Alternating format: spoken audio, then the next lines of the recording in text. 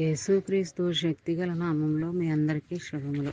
ప్రియమైన దేవుని బిడ్డలారా, మరి ఎలా ఉన్నారో? గతించిన దినమంతా కూడా ఆయన రెక్కల నీడలో నిన్ను నన్ను మనందరినీ కాపాడి మరొక నూతనమైన దినములో, నెలలో, వారంలో మరొక క్రిస్మస్ చూడటానికి దేవుడు కృప చూపించిన విధానాన్ని బట్టి మరొకసారి ఆయనకి వందనం చెల్లించుకుంటున్నామండి.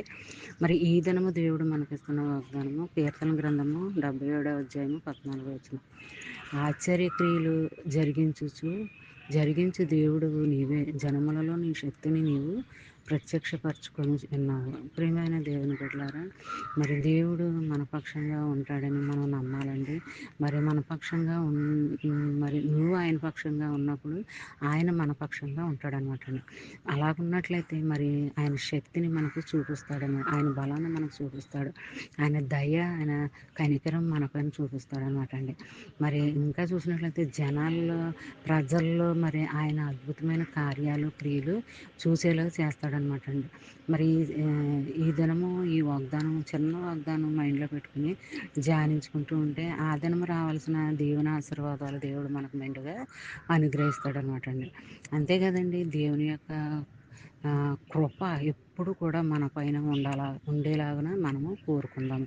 మరి ఆయన కృప, ఆయన జాలి మనపైన, మన బిడ్డలపైన, మన కుటుంబాలపైన, ఇరుగురు వారిపైన, ప్రతి ఒక్కరిపైన ఉండాలని మనం ఆశిద్దామండి. మరి ఈ చిన్న వాగ్దానం నీ జీవితంలో, నా జీవితంలో, మనందరి జీవితంలో జరగాలని మనము ఆశిద్దామండి.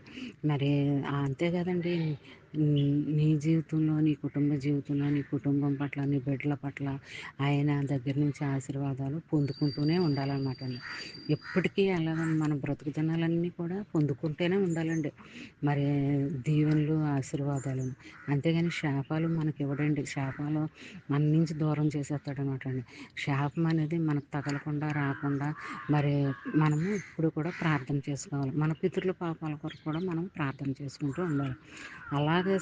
అలాంటి స్థితిలో మనం ఉన్నట్లయితే దేవుడు మన ప్రార్థనల్ని మనల్ని ఎంతగానో ఇచ్చిస్తాడు, ఆశీర్వదిస్తాడు, అభివృద్ధి చేస్తాడు. అంచెలంచెలుగా అభివృద్ధి చేస్తూనే ఉంటాడు అన్నమాట అండి. ఎప్పుడో నువ్వు చదివే చదువుల్లో, నువ్వు చేసే ఉద్యోగంలో, మరి నువ్వు ఏ ప్రయత్నంలో ఉన్నప్పటికీ దాన్ని నూరంతలుగా ఆశీర్వదిస్తాడు అన్నమాట అండి. ఈ చిన్న వాగ్దానం నీ జీవితంలో, నా జీవితంలో, మన అందరి జీవితంలో జరగాలని కోరుకుంటూ, గాడ్ బ్లెస్ యూ.